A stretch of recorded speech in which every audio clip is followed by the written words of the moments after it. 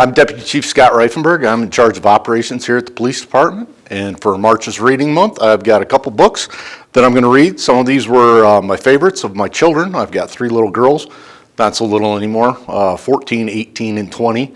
But when I told them about this opportunity, they went to their old books and pulled out 2 of their favorites. And then Sergeant Dan Adams, who was one of our PIOs, said he had a perfect book and asked me to read it. So we're going to read all of them. The first one is Jamie O'Rourke in the Big Potato. This is the book. I'll show you the pictures because some of these books you need to see the pictures.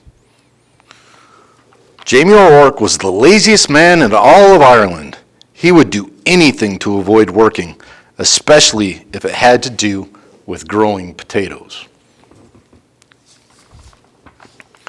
Jamie O'Rourke, his wife Eileen would say, "You'll have nothing to eat this winter if you don't go up and dig out the praties."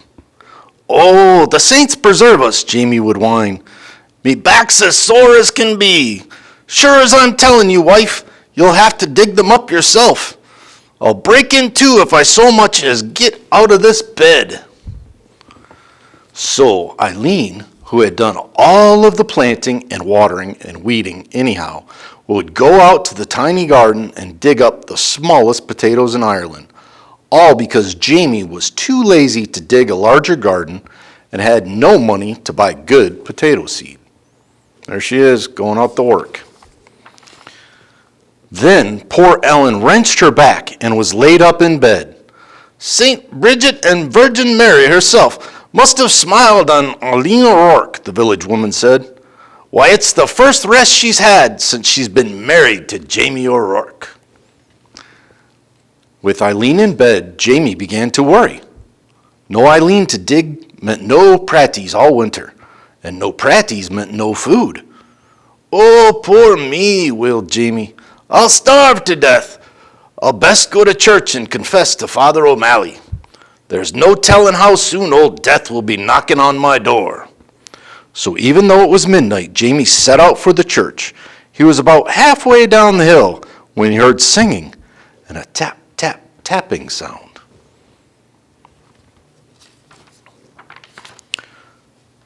"Sure, I wouldn't be knowing," Jamie whispered, "but I swear it's a leprechaun." And sure enough, sitting in a circle of ferns in the moonlight was a leprechaun, singing and hammering tiny nails into the heels of the fairy boots he was making. Jamie knew just what to do. He crept up and he grabbed the little man by his coattails and held firm. Let me go, the leprechaun shouted. "Not on your life," Jamie said. "Not until you show me where you keep your pot of gold." There he goes. He's got the leprechaun. Now, everyone in Ireland knows that leprechauns make boots and dancing shoes for the fairies, who pay for them with gold. And everyone knows that if you catch a leprechaun, he'll pay for his freedom with his pot of gold. But this leprechaun was cleverer than most. "Oh, please, Miss Mortal Man," he pleaded. "I'm just starting out making fairy shoes, and I only have 1 or 2 pieces of gold in my pot. Won't you take a wish instead?" "Why, what would I wish for?" Jamie asked. "Me who's about to die of starvation because my wife is sick in bed and can't dig the praties for winter. And there's such puny praties anyhow." "Well," said the leprechaun, reaching into his pocket, "you could wish for the biggest pratie in the world. It would last all winter, and you wouldn't have to do anything more than plant the seed, water it, and wait." That sounded wonderful to Jamie. "Done," he shouted. And as the leprechaun dropped the seed into Jamie's hand, Jamie let go of his coattails, and off the leprechaun scampered. When Eileen heard what had been done, she was furious. "Jamie O'Rourke, you're not only the laziest man in Ireland, but a fool as well, giving up a pot of gold for a pratie seed." "Well, I'm going to plant this seed and water it, and you'll see," Jamie said, and out he went.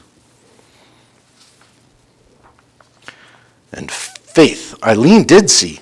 In no time at all, the biggest, finest potato plant had sprouted out of the ground, followed by the potato itself. It was so big it pushed out not only all the dirt in the garden, but the garden shed and the corner of the cottage as well. Well, surely now it's ready to dig, Jamie said proudly. Look at that, big old tater. He hoed all around it, but he couldn't dig that pratty out of the ground.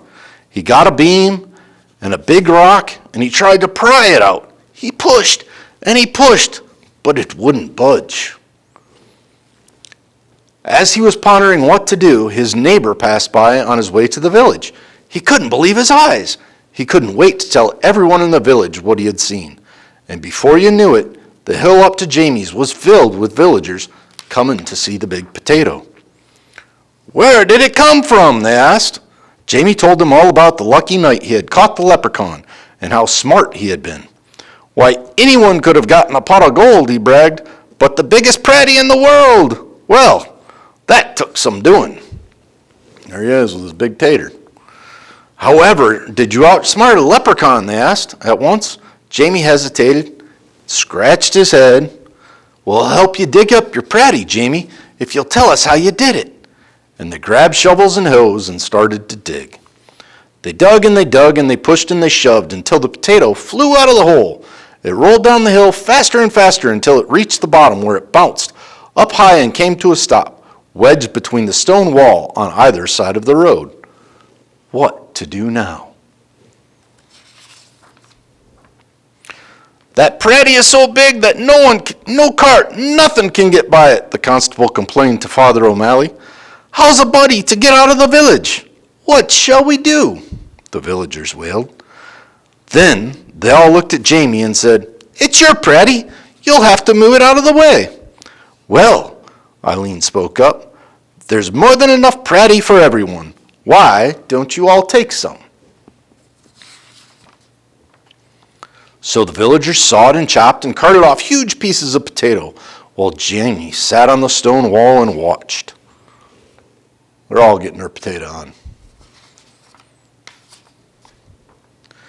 All winter long, everyone had potato to eat, and eat, and eat, until no one wanted to see another potato again. French fries, mashed potatoes, potato casserole, potato soup. In the spring, Jamie said, I saved the potato eye for a seed, and it's just about time to plant it.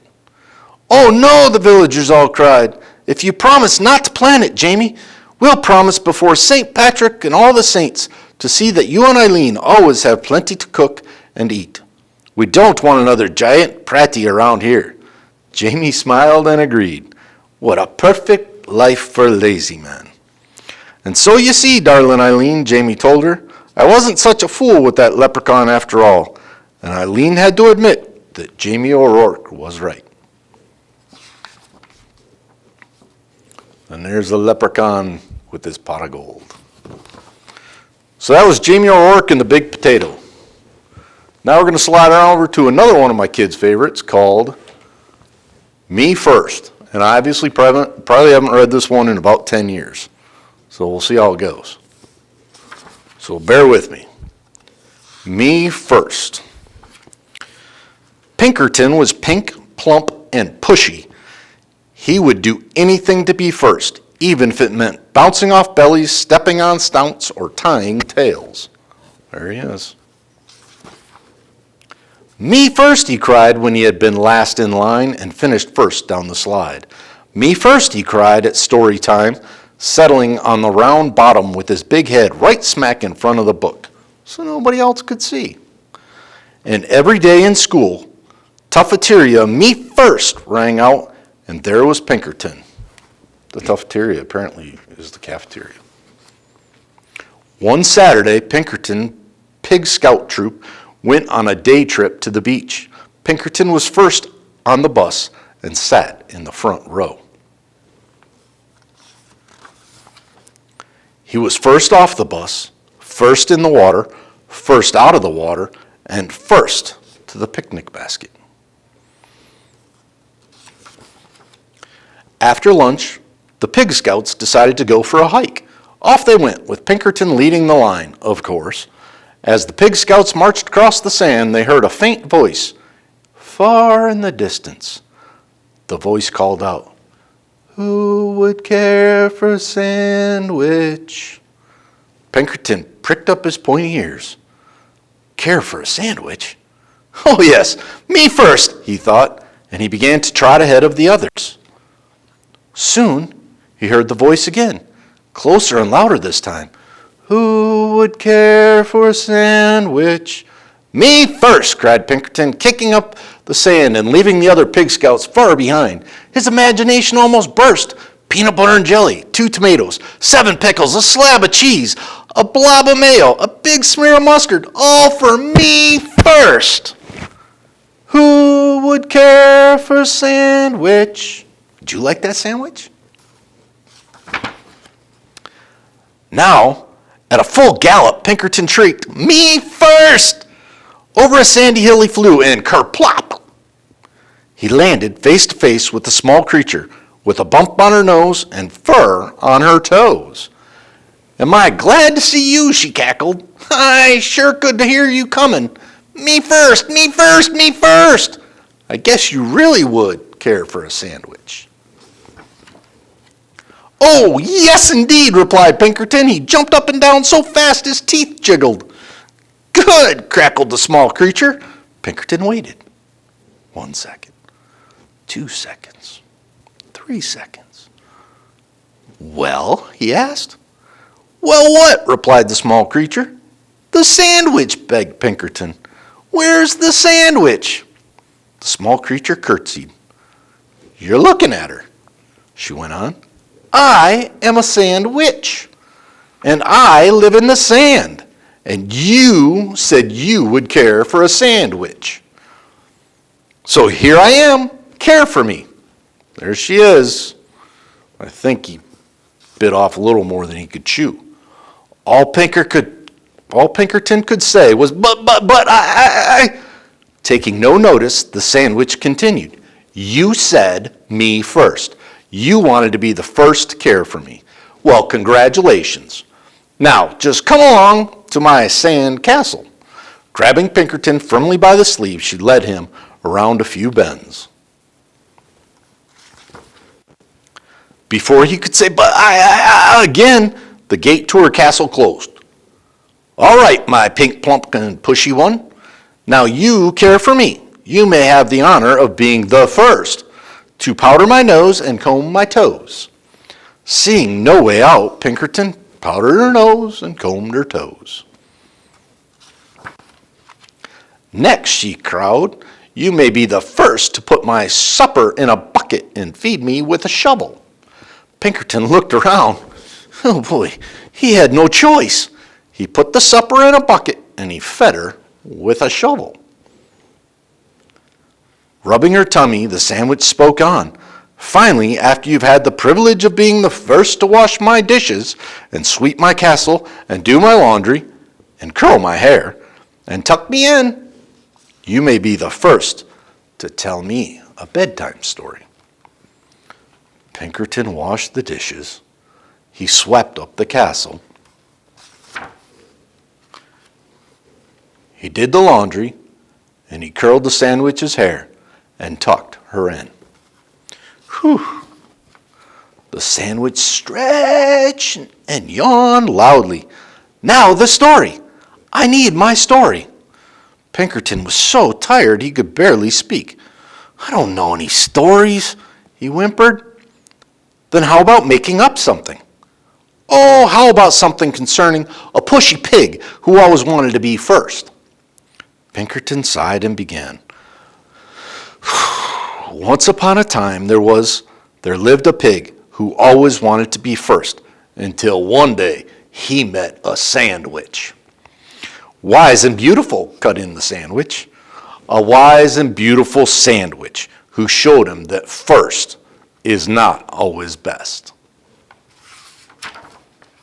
Aha! Cackled the sandwich. She gave Pinkerton a slow, serious, and meaningful wink. Have you learned something? Oh, yes, said Pinkerton. I promise I have. In that case, thanks for the care, goodbye, and good luck. She opened the gate, and Pinkerton sped off so fast he didn't even notice the delicious sandwich she held out to him. It's a sandwich. He was just in time to catch the bus. On he scooted, pink, plump, and glad to be last. All right, and the third book is Sergeant Dan Adams' favorite, called Officer Buckle and Gloria. Let's see. Officer Buckle knew more safety tips than anyone else in Napeville. Every time he thought of a new one, he thumbtacked it to his bulletin board. Safety tip number 77, never stand on a swivel chair. You'll slip right off. Officer Buckle shared his safety tips with students at Napeville School. Nobody ever listened. Sometimes they were snoring. Afterward, it was business as usual. Mrs. Topple, the principal, took down the welcome banner. Never stand on a swivel chair, said Officer Buckle, but Miss Topple didn't hear him. Then one day, Napeville's police department bought a police dog named Gloria. When it was time for Officer Buckle to give his safety speech at school, Gloria went along. Children, this is Gloria, announced Officer Buckle. Gloria obeys my command. Gloria, sit. And Gloria sat. Officer Buckle gave safety tip number 1. Keep your shoelaces tied. The children sat up and stared. Look at Gloria. Officer Buckle checked to see if Gloria was sitting at attention. And she was. Who, me? Safety tip number 2, said Officer Buckle. Always wipe up spills before someone slips and falls. The children's eyes popped. Well, look at Gloria standing on her head. Officer Buckle checked on Gloria again. Well, good dog, he said. Officer Buckle thought of a safety tip he had discovered that morning. Because Gloria's sitting again.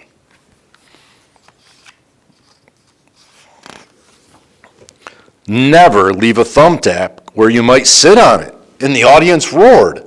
Who's doing a somersault?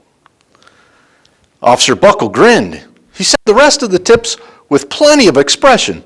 The children clapped their hands and cheered. Some of them laughed until they cried. Officer Buckle was surprised. He'd never noticed how funny safety tips could be. After this speech, there wasn't a single accident. Look at Gloria. The next day, an enormous envelope arrived at the police station. It was stuffed with thank you letters from students at Napeville School. Every letter had a drawing of Gloria on it. Officer Buckle thought the drawing showed a lot of imagination. She's doing all sorts of things, standing on her head, doing somersaults, laying on her back. Dear Gloria and Officer Buckle, thanks for coming to our school. His favorite letter was written on a star-shaped piece of paper. It said, you and Gloria make a good team. Your friend Claire. By the way, she always wears a crash helmet. Safety tip number 7. Officer Buckle was thumbtacking Claire's letter to his bulletin board when the phone started ringing. Grade schools, high schools, and daycare centers were calling about the safety speech. Officer Buckle, they said, our students want to hear your safety tips. And please, bring along that police dog. Officer Buckle told his safety tips to 313 schools. Everywhere he and Gloria went, children sat up and listened. After every speech, Officer Buckle took Gloria out for ice cream. Officer Buckle loved having a buddy.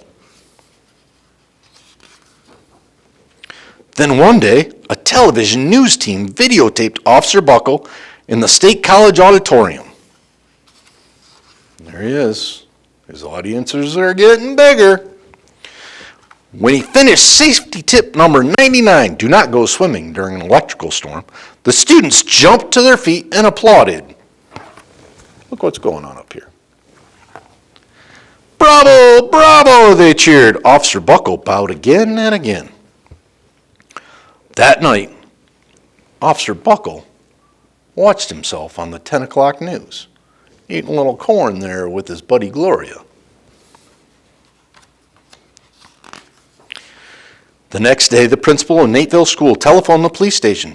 Good morning, Officer Buckle. It's time for your safety speech. Officer Buckle frowned. I'm not giving any more of them speeches. Nobody looks at me anyway. Oh, Miss Topple, well, how about Gloria? Could she come? Someone else from the police station gave Gloria a ride to the school. Gloria sat on stage looking lonely. Then she fell asleep. So did the audience. After Gloria left, Nateville School had the biggest accident ever. It started with a puddle of banana pudding. Splat, splatter, sploosh! Everyone slid smack into Miss Topple, who screamed and let go of her hammer. Well, look at that mess.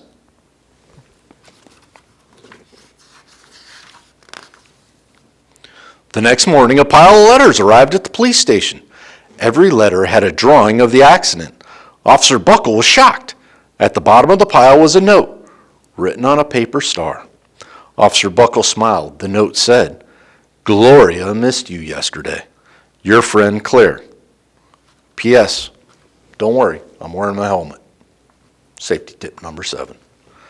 Gloria gave Officer Buckle a big kiss on the nose. Officer Buckle gave Gloria a nice pat on the back. Then Officer Buckle thought about his best safety tip ever. We know what it is? Safety tip 101. Always stick with your buddy. That's all I got. Thanks for letting me read to you guys today, and I hope you all have a wonderful day.